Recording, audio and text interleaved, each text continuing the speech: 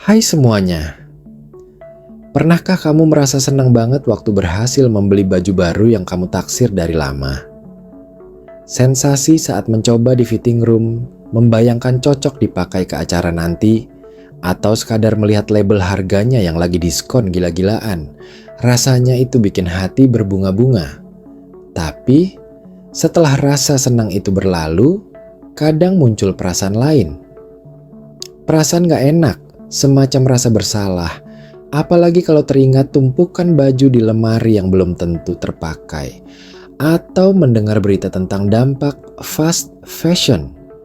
Nah, fenomena inilah yang sering disebut sebagai fast fashion guilt, sebuah perasaan campur aduk antara kebahagiaan sesaat dan rasa bersalah yang mengganjal. Ini bukan cuman kamu yang ngalamin, banyak orang di luar sana juga merasakan hal yang sama. Rasa senang saat membeli baju baru ini sebetulnya bisa dijelaskan secara ilmiah. Otak kita punya sistem penghargaan, reward system, yang aktif ketika kita melakukan sesuatu yang menyenangkan, termasuk belanja. Saat kita melihat barang yang menarik, lalu membelinya, otak akan melepaskan dopamin, neurotransmitter yang bertanggung jawab atas perasaan senang dan motivasi. Dopamin ini yang bikin kita merasa nagih dan ingin mengulang pengalaman belanja itu lagi dan lagi.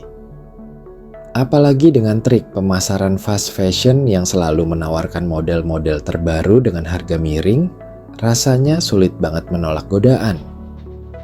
Mereka tahu betul bagaimana memicu dopamin ini dengan menghadirkan koleksi baru setiap minggu, diskon besar-besaran, dan tren yang berganti secepat kilat. Ada kepuasan instan yang kita dapatkan, semacam instant gratification, yang membuat kita merasa bahagia. Setidaknya untuk sementara waktu, kita merasa jadi bagian dari tren, jadi lebih percaya diri, atau sekadar mendapatkan pengalaman baru. Sensasi kepemilikan barang baru itu memang kuat, seolah-olah kita mendapatkan sesuatu yang berharga dan meningkatkan self-esteem kita. Apalagi di era media sosial seperti sekarang, ada dorongan untuk selalu tampil beda dan mengikuti tren, yang tentu saja semakin memperkuat keinginan untuk membeli baju baru. Namun, di balik semua kebahagiaan sesaat itu, terselip benih-benih rasa bersalah. Perasaan ini muncul ketika kita mulai menyadari adanya ketidaksesuaian antara nilai-nilai yang kita yakini.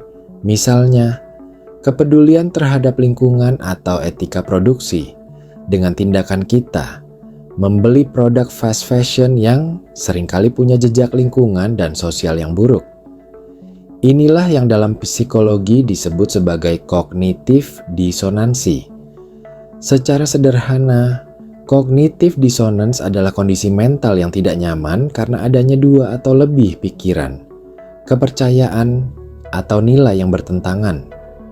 Misalnya, kita percaya bahwa menjaga lingkungan itu penting, tapi kita tetap membeli baju dari merek fast fashion yang diketahui mencemari lingkungan.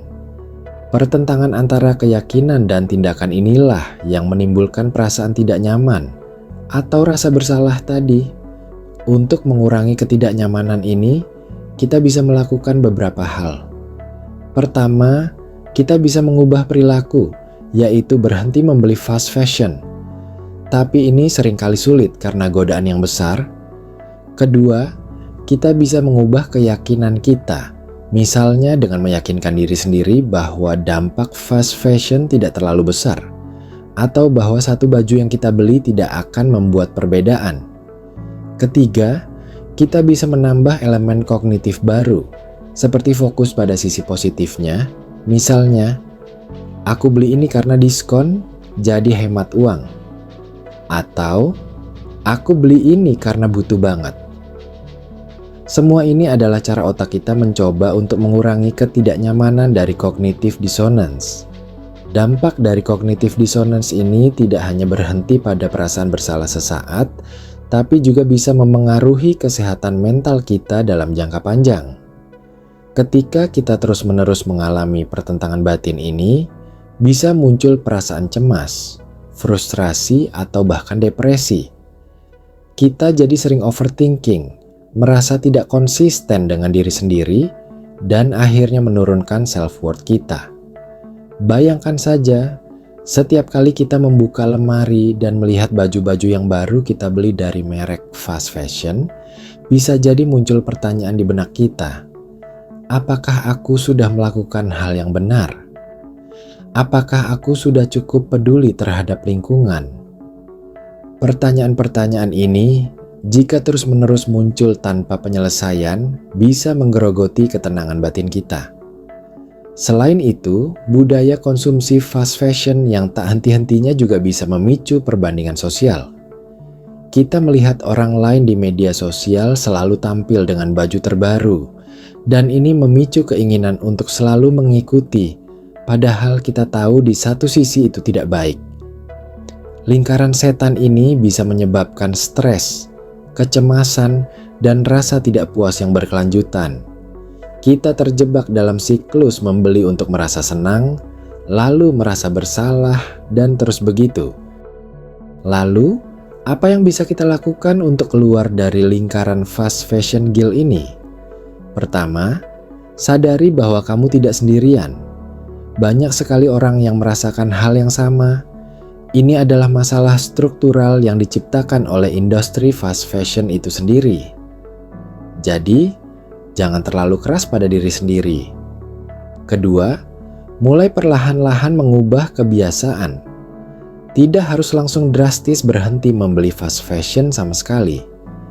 Kamu bisa mulai dengan membeli lebih sedikit atau mencoba mencari alternatif, seperti membeli baju bekas, thrifting, menyewa pakaian, atau bahkan menukar baju dengan teman. Ketiga, edukasi diri lebih dalam. Semakin kita tahu tentang dampak fast fashion, baik bagi lingkungan maupun pekerja garmen, semakin kuat motivasi kita untuk mengubah perilaku. Informasi yang akurat bisa menjadi senjata untuk melawan godaan konsumsi. Keempat, fokus pada kualitas daripada kuantitas. Daripada membeli banyak baju murah yang cepat rusak, lebih baik investasikan uangmu untuk beberapa pakaian berkualitas yang tahan lama dan bisa dipakai dalam berbagai kesempatan.